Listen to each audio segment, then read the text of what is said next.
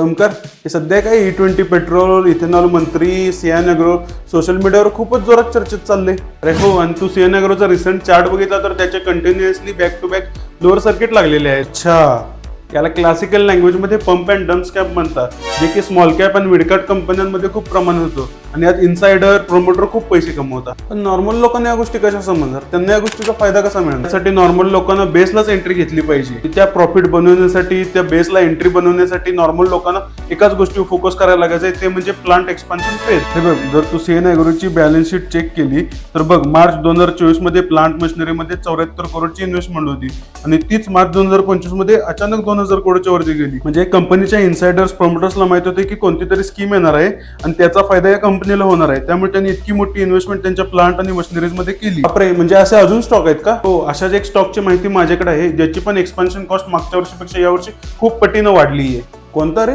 त्यासाठी या अकाउंटला आधी फॉलो कर आणि कमेंट मध्ये दी सेंड. मी त्याची सगळी माहिती तुझ्या DM मध्ये पाठवून देईन.